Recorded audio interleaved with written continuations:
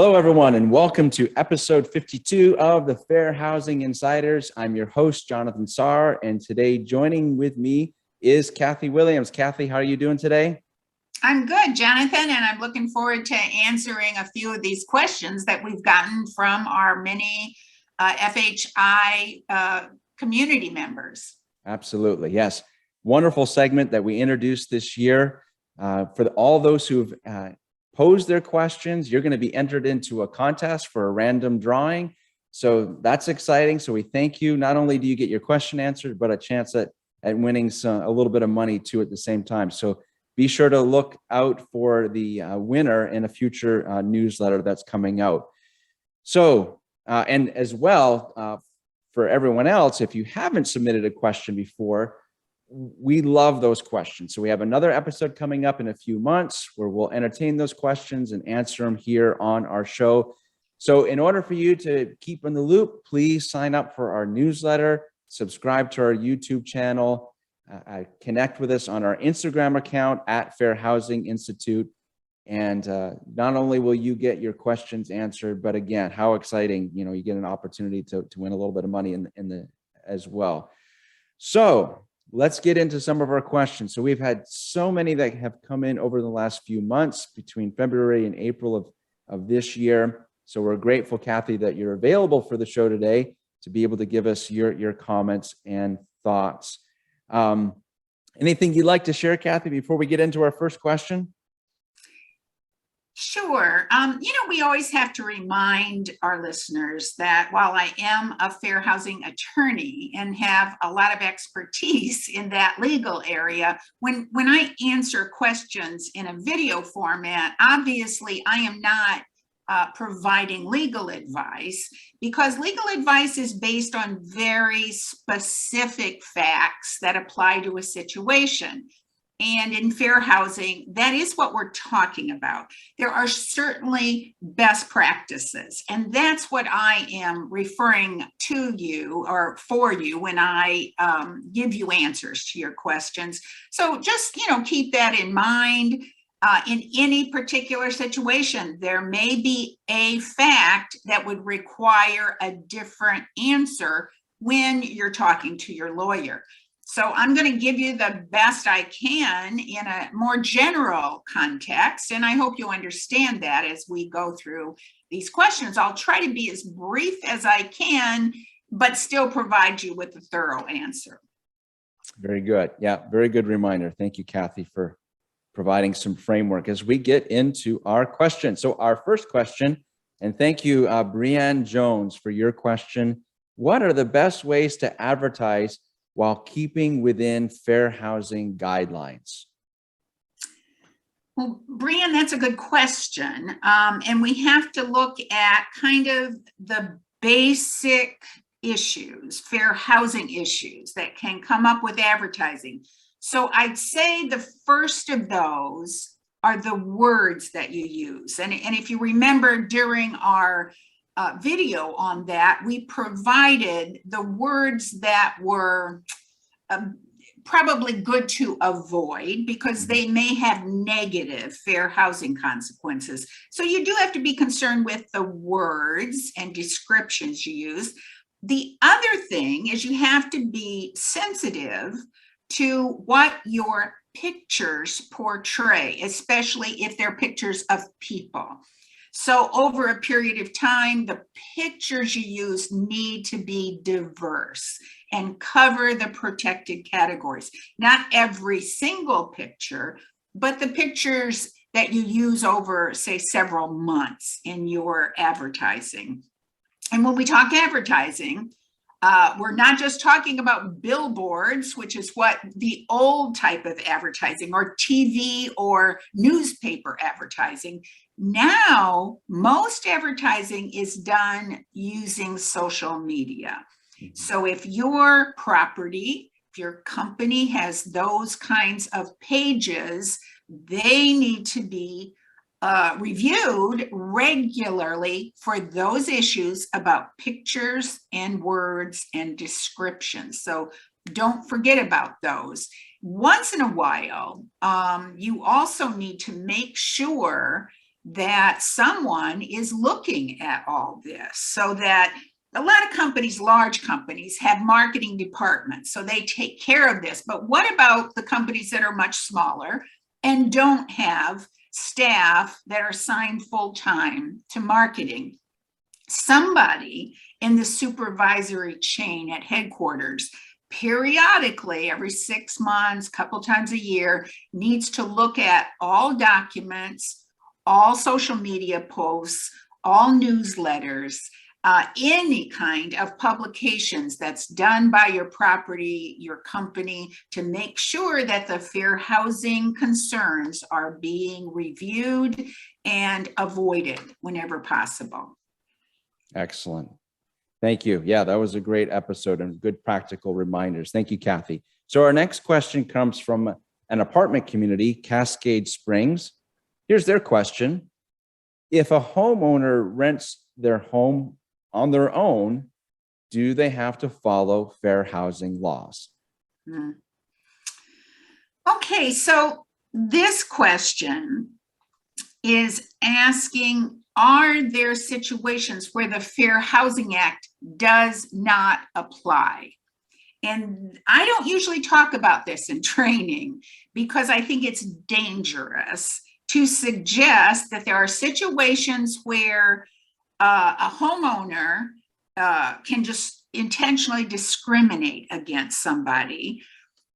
So let me just say the law, the Fair Housing Act, does not apply to a very limited situation for a homeowner that owns 3 or less units. So for instance, if they lived in their house, that would be 1. If they owned a duplex, that would be 3, okay? Right. 3 or less units, and they don't do any discriminatory advertising. There is never an exclusion for discriminatory advertising. And they can't use a real estate professional to manage the property, to lease the property. If they do, they lose their exclusion. So that's the very limited time. There's also sometimes some other federal laws and even some state laws that also apply. So I really don't want to say if you fall under the Fair Housing Act exclusion, you don't have to worry about any other laws that you may be violating if you discriminate against someone, because there are other laws out there. For instance, there's a federal law that prohibits discrimination on the basis of race when you're contracting with someone. So obviously a lease is a contract.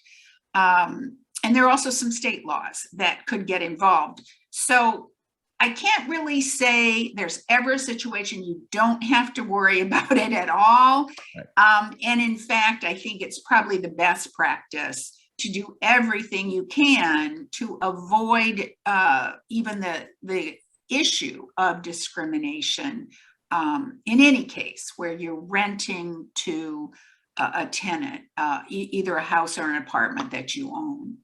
Right. Very good. Okay. Thank you very much, Kathi. All right. Our third question comes from Darlene Santana Dow. She makes the statement, we have multiple markets at our site. So do we need to provide reasonable accommodations to our market renters? Okay, well, I want to make sure I understand the question. The general answer is regardless of what kind of housing you provide, if it's market rate, if it's low income tax credit, if it's subsidized, federally subsidized, in any and all types of housing, the housing provider is required to at least consider a request for a reasonable accommodation. And if in that request, the housing provider finds out that the tenant is indeed disabled, that the tenant does need the requested accommodation, then in most cases, you need to and are required to provide that accommodation.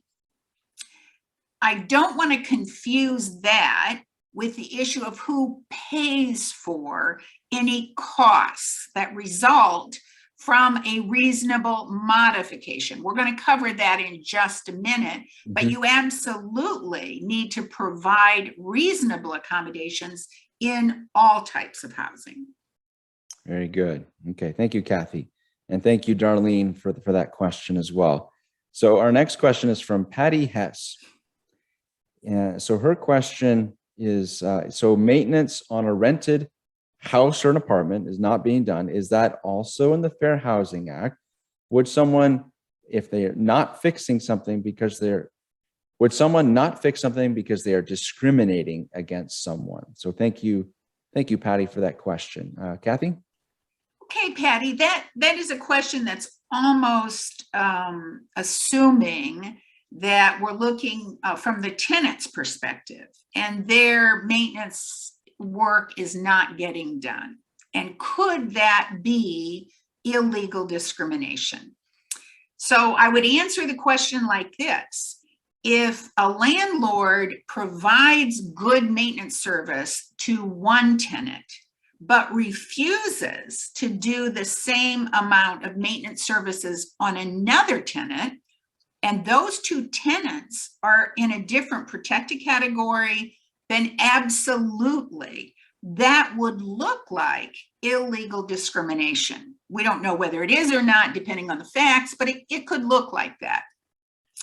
If a landlord, on the other hand, is just doing poor maintenance services for all their tenants, then that's not different treatment. So that's not discrimination. That's just a really bad landlord.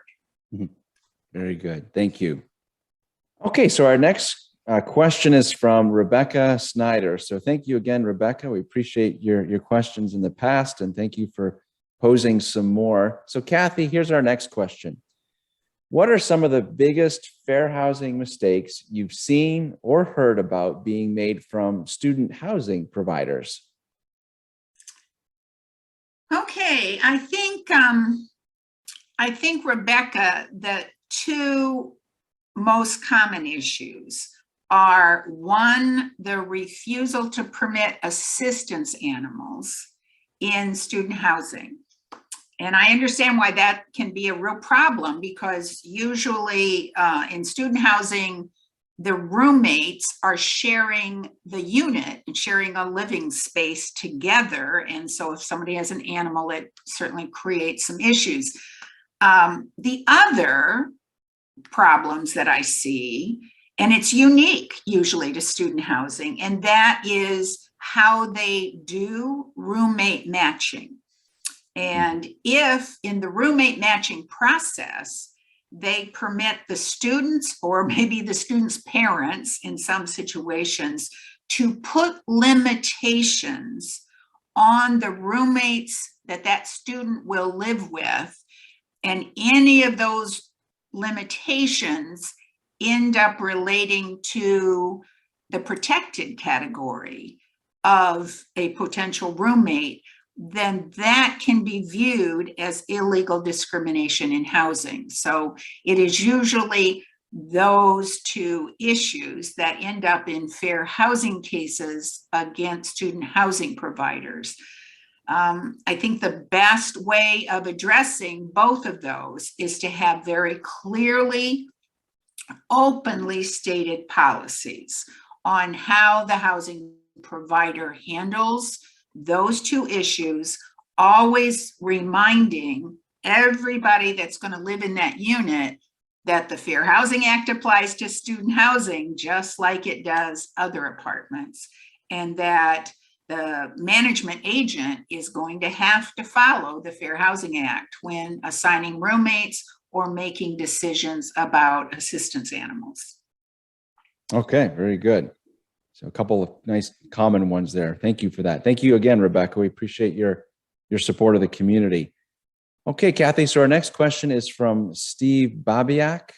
Steve, I hope I pronounced your name correctly, but thank you for your question, Steve. Appreciate that. So which landlord has to pay for reasonable modifications? The private landlord or the subsidized landlord? Okay, and Steve, we do try to make this clear whenever we do training, because this is a big difference between management of market rate and low-income tax credit housing and management of subsidized or federally subsidized housing. And the answer is this. Under the Fair Housing Act, private market landlords do not have to pay for reasonable modifications. That is the responsibility of the resident. However, we also want to remind you that there is a couple of states and at least one, maybe more, local fair housing laws that puts that requirement to pay the cost for reasonable modifications on the landlord. There aren't a lot of those laws out there, but there are a few, which is why you always need to know where the property is located and what laws apply to it. So I want to make sure you're aware that there are those limited exceptions in just certain areas of the country. Subsidized landlords, regardless of where they are, have to pay reasonable costs for modifications if needed because of the disability of the resident, unless those costs would pose an undue financial and administrative burden on the landlord. Very good. Thank you. Thank you, Kathi. Thank you again, Steve. Excellent question. All right. Our next question is from Sonia. So our application asks if they need the features of a mobility accessible unit. Does the word mobility need to be present? Okay, Sonia, great question. A little bit of a complicated answer. In general, let me begin by just answering the question. Yes, I think the use of the term mobility accessible unit is important. And the reason it's important is because that's not the only type of accessible units. There are two types. One is mobility accessible, and those units have things like wider doorways, features like maybe a walk-in shower, a roll-under sink in the bathroom and the kitchen, lowered countertops, lowered cabinetry, things like that. And so those are mobility accessible units. And it is very difficult to create a mobility accessible unit. Usually it has to be designed from the beginning of when that property was built. There is also what we call an HV accessible unit, hearing and visual accessibility. Those units require much less modification. It's mostly wiring and places for a TDD machine to be plugged in. So it's not nearly as structurally difficult to create or modify a unit to be an AV accessible unit. So chances are the term mobility is being used to identify what kind of a unit it is and what type of disability people probably have to need those special features. I also would remind you that in subsidized housing, you need to find out whether someone needs a mobility accessible unit or an AV accessible unit, because that resident, that applicant, has a priority for a vacant, either mobility accessible or AV accessible. So chances are you should be asking applicants to identify whether they need either a mobility or an AV accessible unit, so then you can make your assignments as appropriate depending on which type of unit they need. Okay, very good. Thank you, Kathi. Thank you, Sonia, for your question.